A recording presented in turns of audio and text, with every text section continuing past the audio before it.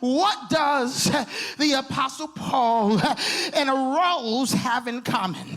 Well, the Apostle Paul matriculated to be one of the best apostles, one of the most well-known apostles in Bible history.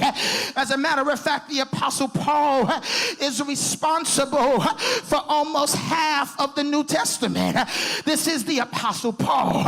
But what is it, Bishop, that Apostle Paul has in common with a rose? The Apostle Paul tells us in 2 Corinthians that there's a thorn in his flesh. But I don't know if you ever bought a rose for anybody. If you ever bought a rose, if you ever picked up a rose, the rose also has a thorn, hey, mandoko, in its stem. Look at somebody and say, I am a rose. I am a rose. But ladies and gentlemen, the Apostle Paul also has one more thing in common. I'm getting ready to go, but can I share with you? The Apostle Paul says to God, can you remove this thorn from me? And he says, no, my grace is sufficient. As the Apostle Paul matriculates through the New Testament, he keeps his thorn. Now, I did a little research because I don't know anything about nature, but I wanted to know what would happen if a rose grew without its thorns. What would happen to a rose, Reverend Powell, if it grew without its thorns? Well, I did a little research. I'm of Jamaican descent, so I called one of my aunts who has what they would call a green thumb. And she said, well, the thorns do a few things. First and foremost, it protects what it is that's growing on the inside.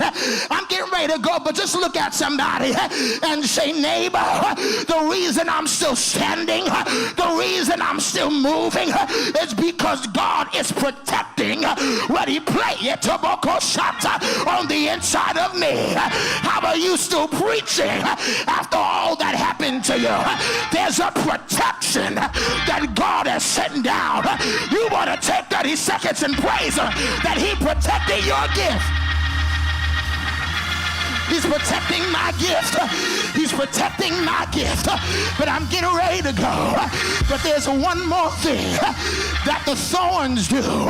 And the last thing is, ladies and gentlemen, what the rose does, what the thorns do, it also tells me, when I did my research, not only do the thorns protect the rose, but the thorns helps the rose grapple through the dirt so it can emerge.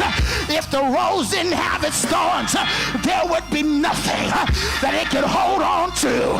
If it didn't have the thorns, there would be nothing that can grapple the sand, that can grapple the dirt, that can grapple the mess. So the Lord sent me all the way from the Bronx to let you know, young people and old people, you've been chosen to emerge with your thorns. You've been chosen to matriculate with your thorns. I know it's hard. I know it's been rough. I know it's uncomfortable, but you've been chosen. You've been chosen to emerge with your thorns. If you know you got a thorn,